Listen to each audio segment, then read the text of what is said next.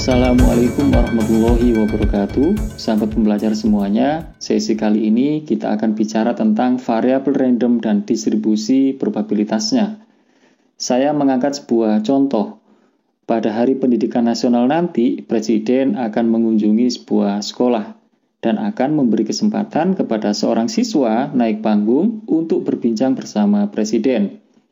Presiden berharap bahwa anak yang nanti terpilih secara acak di atas panggung adalah anak yang memiliki minat baca yang tinggi. Nah, dari eksperimen acak ini terlihat bahwa variabel acaknya atau variabel yang menjadi fokus perhatiannya adalah minat baca siswa. Andaikan variabel itu saya lambangkan dengan sebuah huruf besar yaitu X. Jadi X ini melambangkan minat baca siswa. Dengan pendekatan diskrit, maka nilai X misalnya hanya dikategorikan menjadi dua saja, yaitu tinggi dan rendah. Jadi misalnya 0 melambangkan minat baca yang rendah dan 1 melambangkan minat baca yang tinggi. Maka nilai X hanya bernilai 0 atau 1. Maka notasi P dalam kurung X sama dengan 0 ini melambangkan probabilitas kejadian terpilihnya orang berminat baca rendah atau probabilitas kejadian terpilihnya siswa berminat baca rendah. Dan P dalam kurung X yang sama dengan 1 ini melambangkan probabilitas kejadian terpilihnya siswa berminat baca tinggi. Nah, jadi setiap nilai tadi itu, setiap nilai dari X yaitu 0 atau 1 masing-masing memiliki probabilitas. Atau dengan kata lain, variabel random tersebut memiliki sebaran probabilitas atau distribusi probabilitas. Nah, distribusi probabilitas suatu variabel random diskrit X dinyatakan dalam suatu fungsi probabilitas atau Px. P-nya ditulis dengan huruf kecil dan dicetak miring. Jadi, probabilitas kejadian terpilihnya orang berminat baca rendah atau ditulis dengan simbol P dalam kurung X yang sama dengan 0, itu bisa dinyatakan besarnya adalah sama dengan P0 atau nilai dari fungsi probabilitas untuk X yang sama dengan 0. Sementara probabilitas kejadian terpilihnya orang berminat baca tinggi atau P dalam kurung X yang sama dengan 1, itu besarnya adalah sama dengan P1, sama dengan nilai dari fungsi probabilitas untuk X yang sama dengan 1. Nah, itu adalah notasi-notasinya. Selanjutnya, untuk menyatakan probabilitasnya, dalam hal ini kita perlu data atau informasi di masa lalu yang bisa kita jadikan sebagai dasar untuk menentukan probabilitas kejadian di masa yang akan datang. Nah, ada sebuah data, misalnya adalah menurut data UNESCO, minat baca masyarakat Indonesia masih sangat rendah. Hanya 1 dari 1000 orang Indonesia yang rajin membaca. Nah, misalnya kita berpegangan pada data ini. Maka sebaran probabilitas atau distribusi probabilitas dari X bisa kita sajikan dalam sebuah tabel sebagai berikut. Jadi untuk X yang sama dengan 0, nilai probabilitasnya adalah 0,999. Untuk X yang sama dengan 1, nilai probabilitasnya atau Px-nya adalah sama dengan 0,001. Nah, jika kita ingin menyajikannya dalam sebuah grafik, maka misalnya grafiknya adalah berupa diagram bar seperti berikut. Jadi ada sumbu X, ada sumbu Px. Jadi yang mendatar itu adalah sumbu X yang menggambarkan variabel randomnya, dan yang vertikal itu adalah sumbu Px yang menyatakan nilai dari fungsi probabilitasnya. Bisa kita baca bahwa untuk X yang sama dengan 0 ternyata nilai probabilitasnya adalah sama dengan 0,999, dan untuk X yang sama dengan 1 nilai probabilitasnya adalah sama dengan 0,001. Jadi dari gambar ini terlihat bahwa nilai probabilitas dari setiap titik-titik kejadian dinyatakan oleh tingginya diagram bar tersebut. Nah, dalam bentuk fungsi matematik, distribusi probabilitas dari suatu variabel random X bisa dinyatakan dalam sebuah fungsi probabilitas atau Px, yaitu sebagai berikut. Jadi Px itu bernilai 0,999 untuk X yang sama dengan 0 dan bernilai 0,001 untuk X yang sama dengan 1. Jadi ini adalah cara lain untuk menyatakan distribusi probabilitas dalam sebuah fungsi matematik. Dan ini kita sebut sebagai fungsi probabilitas. Nah, tentu ada beberapa ketentuan-ketentuan atau syarat. Suatu fungsi bisa disebut sebagai suatu fungsi probabilitas. Jadi, kalau dia disebut sebagai fungsi probabilitas, maka nilai dari Px untuk setiap X itu pasti atau harus nilainya itu lebih besar atau sama dengan 0. Jadi tidak mengenal negatif. Karena sudah disepakati bahwa nilai probabilitas itu besarnya tidak mungkin negatif ya. Jadi paling kecil adalah 0, paling besar adalah 1. Nah, yang kedua adalah bahwa nilai total probabilitas tentu harus sama dengan 1. Jadi kalau tadi hanya ada 2 titik nilai yaitu 0 dan 1, maka nilai total probabilitasnya harus sama dengan 1. Dan terlihat dari gambar yang tadi, jadi untuk X yang sama dengan 0, probabilitasnya 0,999 dan untuk X yang sama dengan 1, probabilitasnya 0,001. Dan kalau dijumlah pasti totalnya sama dengan 1. Tidak mungkin lebih dari 1 atau kurang dari 1. Nah, sahabat pembelajar, yang tadi, yang pertama, kita mengasumsikan bahwa X itu adalah suatu variabel random discrete. Jadi dengan kata lain, tadi kita menggunakan pendekatan diskrit.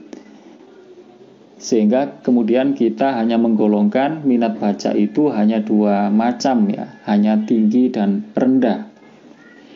Akan tetapi jika kita renungkan bahwa minat baca orang itu variasinya pasti sangat tinggi ya. Jadi tidak mungkin hanya digolongkan atas tinggi dan rendah. Tingkatannya pasti halus, tidak hanya 2 itu ya. Jadi orang lain mungkin membuat kategori yang lebih bervariasi, misalnya bukan 2 tapi 3 misalnya, yaitu tinggi, sedang, dan rendah.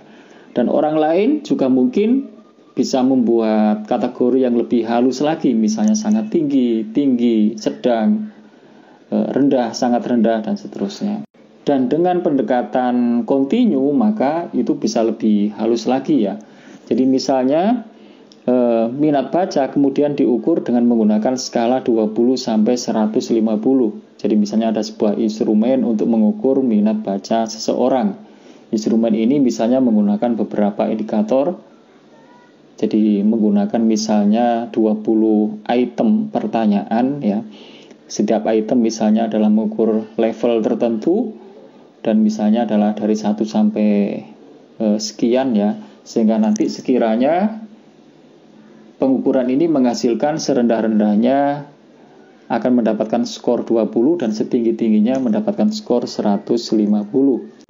Di mana yang artinya nanti ketika semakin besar skor itu maka semakin menunjukkan minat bacanya semakin tinggi dan begitu pula sebaliknya. Nah, jadi X dalam hal ini adalah suatu variabel yang menyatakan skor tes minat baca siswa yang nilainya bisa menempati bilangan real ya, jadi antara 20 sampai dengan 150. Nah, misalnya ada sebuah survei yang bertujuan untuk mengukur minat baca siswa di Indonesia dan surveinya menggunakan instrumen yang tadi itu dan diperoleh misalnya rata-rata minat baca siswa adalah skornya dengan standar deviasi 10 ya. Jadi misalnya bisa kita gambarkan seperti ini. Tampak dari gambar itu bahwa orang yang memiliki minat baca yang sangat tinggi itu sedikit ya. Sebagian besar orang adalah minat bacanya di tengah itu ya. Jadi mengumpul di situ sedang-sedang saja. Dan sebagian kecil ya orang itu memiliki minat baca yang sangat rendah. Jadi gambarnya secara keseluruhan seperti tampak pada gambar itu ya. Nah, kalau kita dekati dengan sebuah kurva, maka kurvanya persis seperti gambar itu. Jadi gambar itu sekaligus menunjukkan bahwa probabilitas terpilihnya orang yang minat bacanya sangat tinggi, jadi orang yang paling kanan itu adalah kecil ya. Begitu juga probabilitas bahwa orang yang terpilih itu adalah memiliki minat baca yang sangat-sangat rendah, itu juga kecil ya. Nah, sebagian besar orang, jadi yang minat bacanya sedang-sedang saja, itu probabilitasnya paling tinggi ya. Jadi di tengah itu. Nah, dengan pendekatan kurva, maka kurvanya bisa kita lihat seperti itu, seperti lonceng ya. Dan itu oleh Gauss ya, seorang ilmuwan itu menemukan persamaan ini ya. Jadi Gauss ini hidup pada 1777 sampai 1855. Beliau menemukan sebuah persamaan yang cocok atau yang pas untuk menggambarkan kurva yang seperti itu ya, kurva yang bentuknya seperti lonceng itu. Dan itu beliau menulis bahwa kurva yang seperti itu bisa ditulis secara matematik adalah fx sama dengan 1 per sigma kali akar 2pi kali E pangkat negatif setengah kali X min mu per sigma kuadrat ya. Dimana mu-nya itu adalah menunjukkan rata-ratanya dan sigmanya itu adalah menunjukkan standar deviasinya. Nah, kita kembali ke hasil survei tadi ya, bahwa dia menyatakan gambarnya mirip dengan lonceng tadi itu ya, dan menemukan bahwa rata-ratanya itu sama dengan standar deviasi 10. Maka dengan menggunakan persamaan yang ditemukan oleh Gauss, maka kurva yang tadi itu bisa kita tulis fx sama dengan 1 per 4 kali akar 2pi kali E pangkat negatif setengah kali X min 80 per 4 kuadrat ya. Jadi persamaannya adalah seperti itu. Nah, ini kita sebut sebagai fungsi densitas ya, yang menggambarkan kepadatan peluang dari semua interval tadi itu.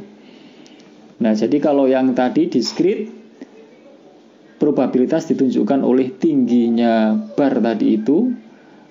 Sementara pada kasus kontinu, maka nilai probabilitas itu ditunjukkan oleh luasan daerah di bawah kurva ini. Nah, sebagai sebuah fungsi yang menggambarkan besarnya probabilitas, maka fungsi densitas ini juga memiliki syarat sebagaimana fungsi peluang tadi ya. Jadi nilai fx harus selalu lebih besar atau sama dengan 0 dan total probabilitasnya harus sama dengan 1. Nah, total probabilitasnya itu ditunjukkan oleh luasan daerah di bawah kurva tersebut. Jadi ketika kita nanti diminta untuk menunjukkan, buktikan apakah fungsi berikut merupakan fungsi densitas. Maka kita harus menunjukkan bahwa luasan daerah di bawah kurva atau di bawah fungsi tersebut harus sama dengan 1. Nah, ketika itu sudah ditemukan, maka kita bisa memanfaatkannya untuk memperkirakan atau memprediksikan probabilitas kejadian di masa yang akan datang. Misalnya pertanyaannya adalah, berapa probabilitas kejadian bahwa siswa yang terpilih naik panggung itu memiliki skor minat baca di atas 100? Atau bisa kita tulis, P dalam kurung X yang lebih besar dari 100 itu berapa?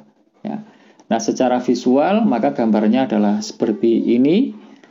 Maka nilai probabilitas dari X yang lebih besar dari 100 itu adalah sama dengan luas daerah yang diarsir itu. Berarti untuk menentukan luasan itu adalah sama dengan integral dari fx dx. Fx-nya adalah yang tadi, dan integral ini dibatasi mulai dari 100 sampai tak hingga. Ini bisa kita hitung secara matematik dan nanti akan kita bahas lebih lanjut.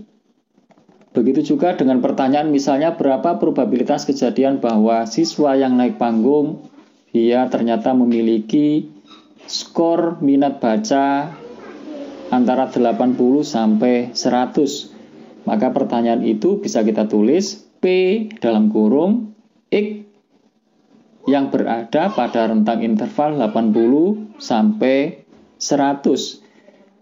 Maka besar probabilitasnya adalah sama dengan luasan daerah yang diarsir itu, dan cara menghitungnya adalah integral dari f(x) dx dengan batasan 80 sampai 100. Begitu juga dengan misalnya contoh yang lain ya, persoalan yang lain.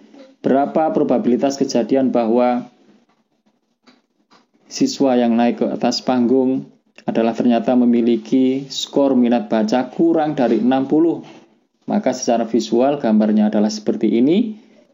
Maka besar probabilitasnya adalah sama dengan integral dari f(x) dx dengan batasan dari negatif tak hingga sampai dengan 60. Nah, seperti itu kira-kira gambarannya.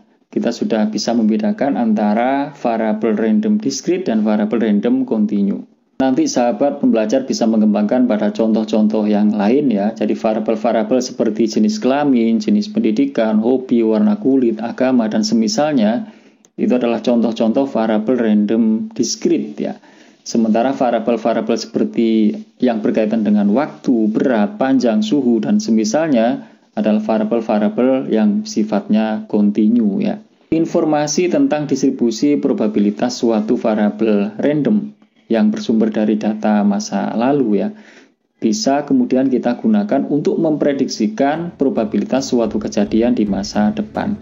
Tanpa pengetahuan itu, maka probabilitas kejadian di masa depan tidak mungkin bisa diperkirakan. Mudah-mudahan ulasan yang sangat singkat ini bermanfaat. Selamat terus belajar. Salam sukses sejati. Wassalamualaikum warahmatullahi wabarakatuh.